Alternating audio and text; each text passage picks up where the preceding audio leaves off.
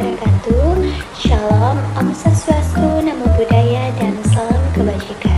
Perkenalkan, kami dari kelompok 5 yang beranggotakan 3 orang akan mempresentasikan materi terkait dengan peranan keluarga dalam pembinaan kebiasaan makan pada anak-anak. Namun sebelumnya saya ucapkan terima kasih kepada Bapak dosen pengampu mata kuliah Sosiologi Antropologi Gizi, Bapak Andi Muhammad Zulkifli, SKM MKes. Namun sebelumnya izinkan saya untuk memperkenalkan diri terlebih dahulu. Perkenalkan, nama saya Melati Tridana Putri dengan NIM 2303055010062.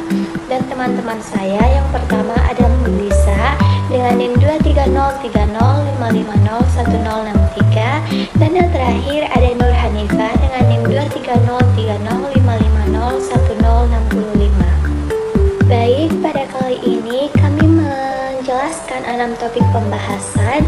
Yang pertama tentunya dimulai dengan definisi, lalu yang kedua peran orang tua sebagai teladan makanan, kemudian yang ketiga pola asuh makan dalam keluarga, selanjutnya yang keempat bagaimana lingkungan rumah dan ketersediaan makanan sehat, yang kelima edukasi gizi oleh keluarga, dan yang keenam peran keluarga dalam mencegah masalah gizi pada anak.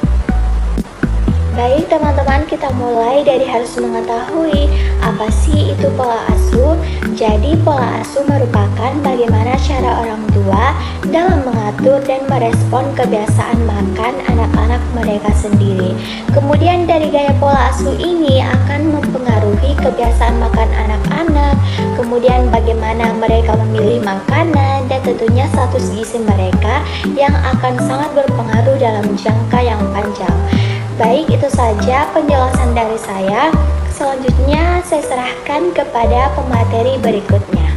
Baik, terima kasih atas kesempatannya. Jadi di sini saya akan menjelaskan bagaimana peran orang tua sebagai teladan makan. Jadi teman-teman, anak-anak itu biasanya meniru kebiasaan orang tua mereka. Jadi perilaku makan orang tua itu sangat berpengaruh. Kalau orang tua rutin mengonsumsi buah, sayur, minum air putih, dan membatasi makanan tinggi gula, anak akan cenderung mengikuti pola yang sama. Konsistensi orang tua dalam memilih makanan sehat membuktikan anak lebih sering terpapar pilihan bergizi dan lebih mudah menerimanya. Kemudian, teladan makanan yang baik juga tercipta dari suasana makan yang positif, seperti makan bersama keluarga tanpa gangguan gadget dan mencontohkan porsi makan yang wajar. Nah, selanjutnya teman-teman, di sini saya akan membahas mengenai pola asuh makan dalam keluarga atau feeding style. Jadi teman-teman, dalam keluarga, cara orang tua membimbing anak terkait makan terbagi menjadi 4 gaya utama. Yang pertama, autoritatif atau responsif tapi ada batasan. Jadi orang tua menetapkan aturan makan namun tetap hangat dan komunikatif. Di sini mendorong anak mencoba berbagai makanan baru tanpa memaksa.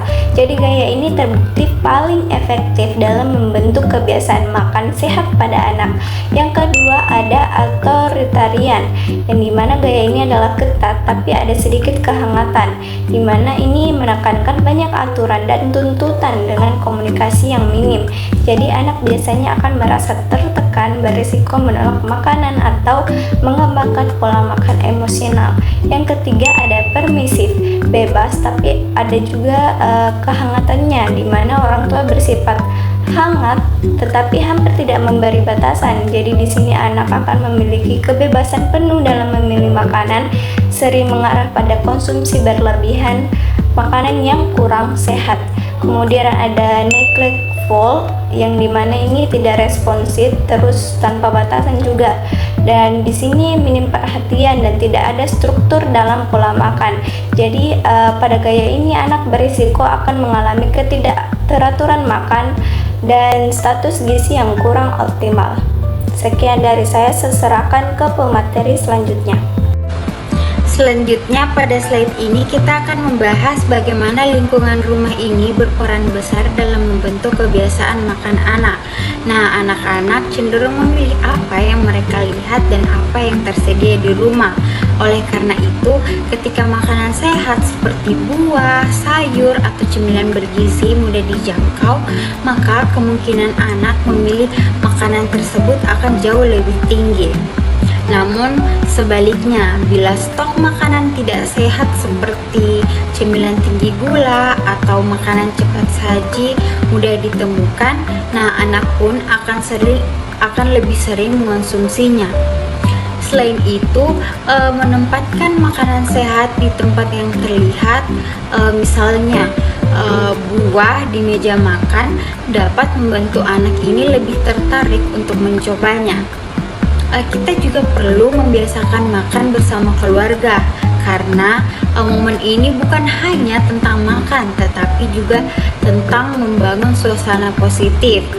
Ketika suasana makannya nyaman tanpa tekanan, anak akan lebih mudah dan menerima makanan yang baru.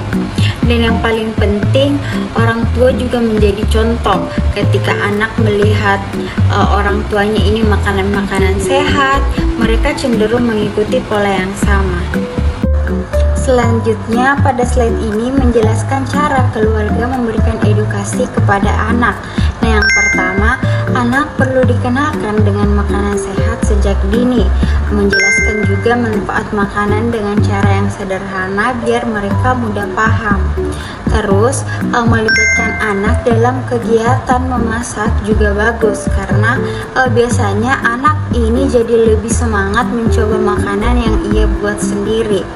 Kemudian orang tua juga perlu menunjukkan kebiasaan makan yang baik, bukan hanya memberitahu. Diskusi kecil tentang makanan juga bisa membantu anak memahami pilihan makanan yang sehat.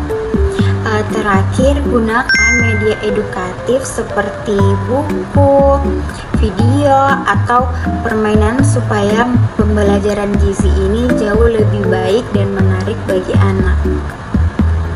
Untuk pembahasan terakhir itu bagaimana peran keluarga dalam mencegah masalah gizi anak.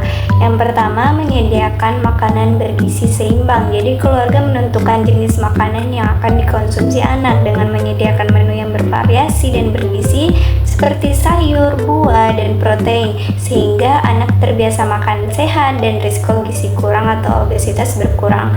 Kedua, mengatur konsumsi jajanan dan makanan tidak sehat. Jadi orang tua perlu membatasi akses anak pada jajanan tinggi gula, garam, atau lemak. Hal ini membantu mencegah obesitas, gigi rusak, dan gangguan metabolik. Yang ketiga, memantau pertumbuhan anak secara rutin.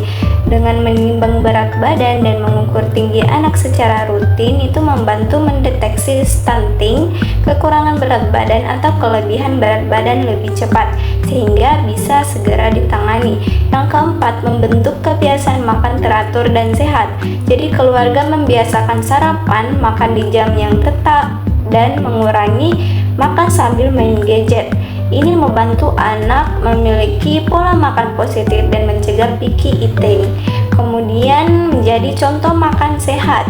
Anak meniru perilaku orang tua dengan menunjukkan contoh makan sehat, mengonsumsi sayur, buah, membatasi junk food, dan menjaga porsi. Anak akan lebih mudah mengikuti kebiasaan yang sama.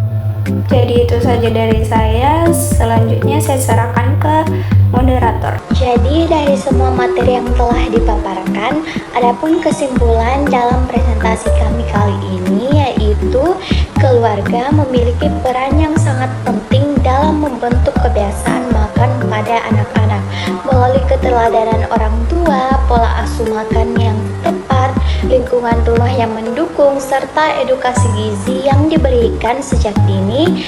Anak dapat mengembangkan pola makan yang sehat dan berkelanjutan.